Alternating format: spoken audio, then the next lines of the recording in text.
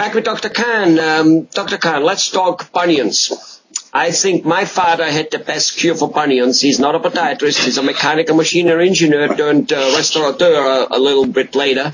But he bought a new pair of shoes and he went home, and the first thing he did is he cut a hole in it. And I think it worked wonderful for him. So do you have anything to add? Or did I just tell your viewers everything there's to know about bunions?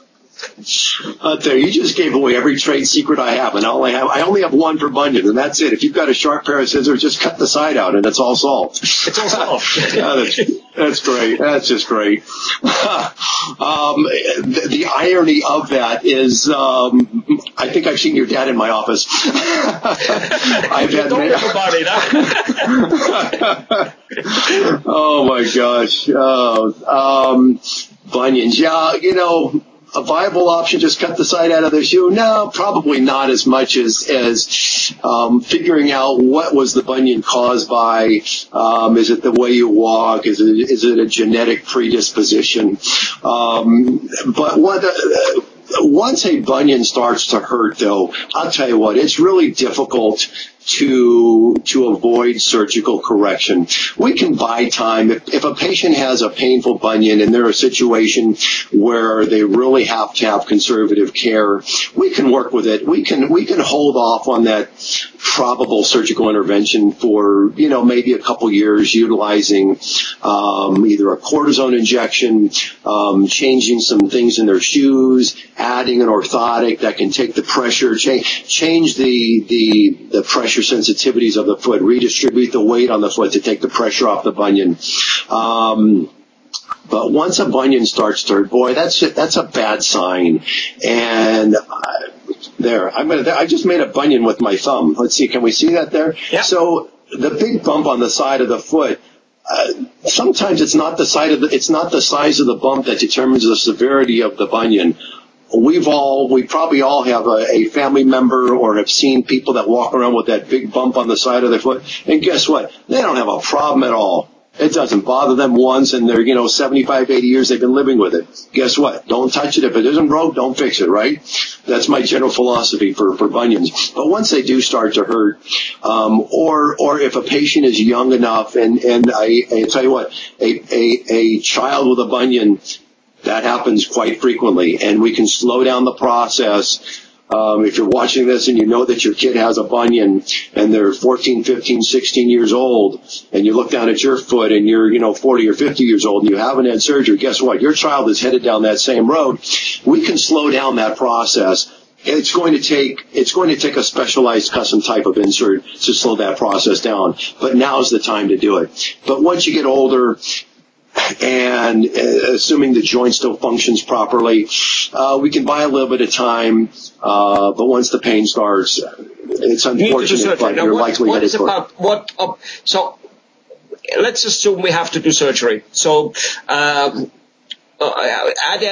technology improved? Is doing the surgery today the same than it was for our grandparents, or not?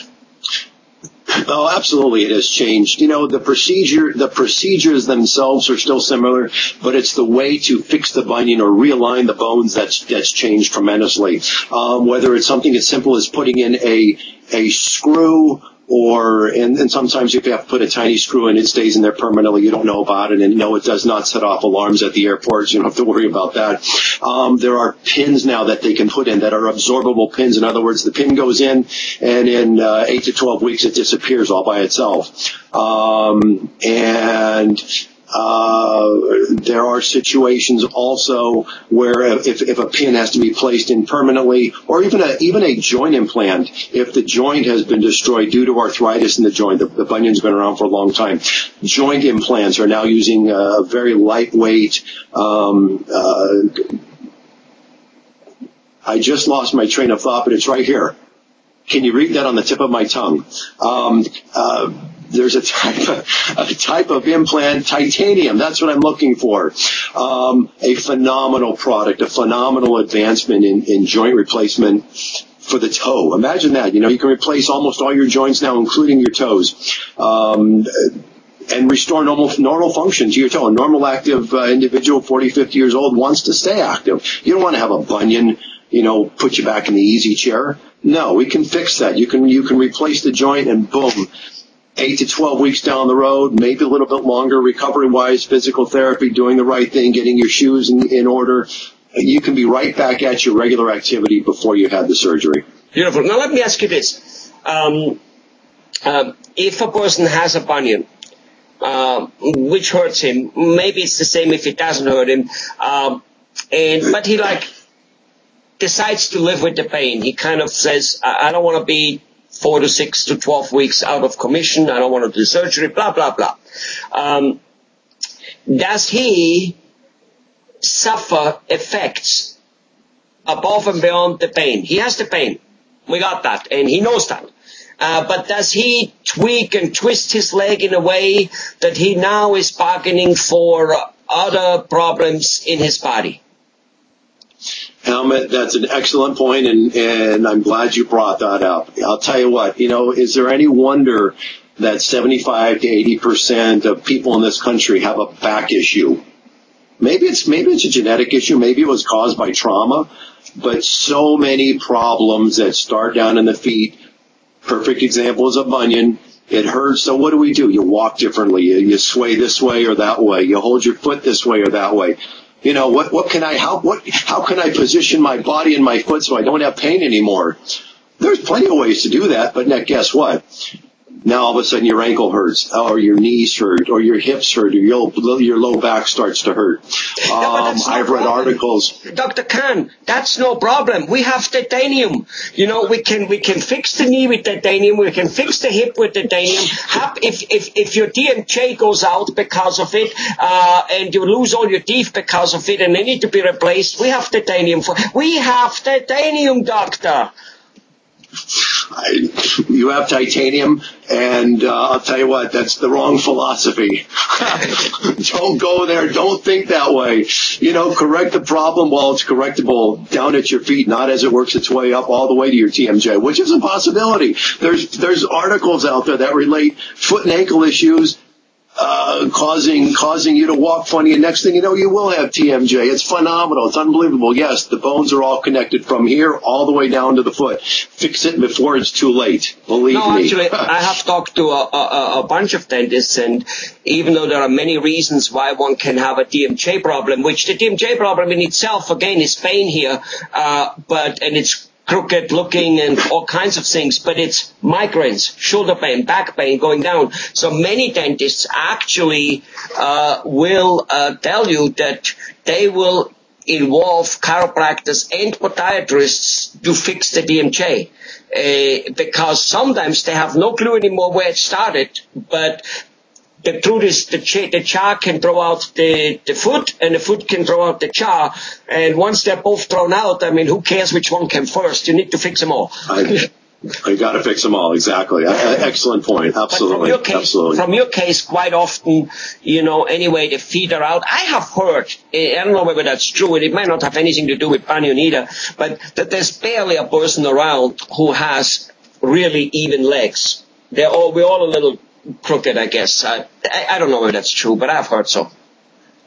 I think that is basically true. And typically, though, an eighth of an inch or maybe even as much as a quarter of an inch, the body can kind of compensate for that. That's why if you go to if somebody goes to a chiropractor, you could go to the chiropractor every day and get your body adjusted, and there would be something out of alignment.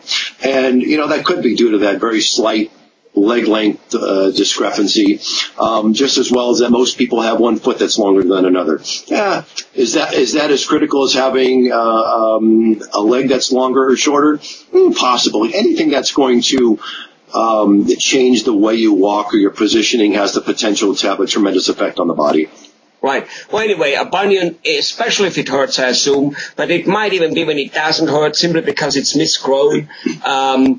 You will behave different, you will twist and tweak your leg different, and it will go right up to the knee, and you'll go right up to the back and to the shoulder and to the head, and next thing you know is you try to go to a neurologist for your headache when it really came from about 30 years walking crooked with a bunion, you learned to live with.